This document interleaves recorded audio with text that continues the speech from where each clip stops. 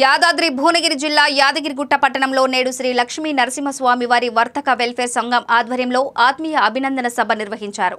ఈ కార్యక్రమంలో ప్రభుత్వ విప్ పాలేరు ఎమ్మెల్యే బీర్ల ఐలయ్య పాల్గొన్నారు. ఈ సందర్భంగా వర్తక సంఘం సభ్యులందరూ బీర్ల ఐలయ్య గారిని ఘనంగా సన్మానించారు. అనంతరం సంఘం ఆధ్వర్యంలో నోట్బుక్స్ అందజేశారు.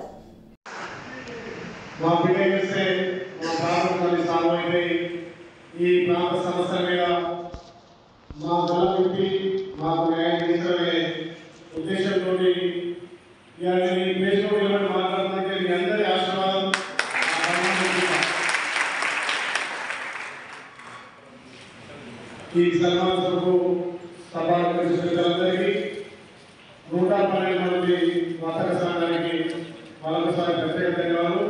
ముఖ్యంగా ఈ ముందు సంఘంలో ఏ కలిపినా నాకు శుభమైంది. వాళ్ళకు కూడా ప్రత్యేక ధన్యవాదాలు. ఎందుకంటే ముందు సంఘం కూడా కాబట్టి ఈరోజు ఇక్కడ వర్తక సంఘం ఆత్మీయ సమ్మేళనం అభినందన సభ నిర్వహించుకునే అభినందన సభ కూడా నేను నా బాధ్యత గుర్తు చేస్తానుకున్నాను.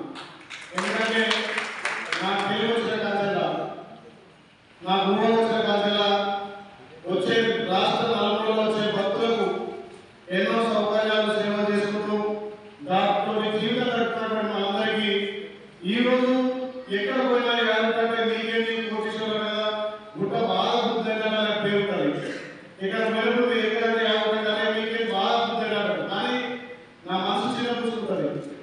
59లో ఎంత కీలకంగా వ్యవహరించి మీరు సుమారు 4 సంవత్సరాల నుంచి కూడా బిజినెస్ లేక వ్యాపారం లేక ఎంత చిత్రవంతమైతే పేరుకే పెట్టగానే ఊరు తిప్పాలన్నట్టుగా ఇలా చాలా మంది నిరుపేదలున్నారు.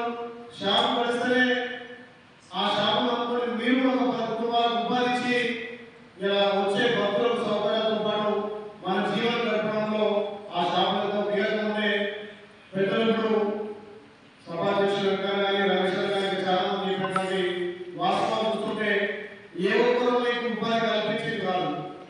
మీ అందరూ మేము సంవత్సరాల కింద వచ్చే భక్తులకు సేవ చేయడం వల్లే ఇలా మీకు ఆ షాప్ వచ్చినాయి. కానీ ఏ రాజకీయ పార్టీ మీకు షాప్ ఇచ్చింది కాదు.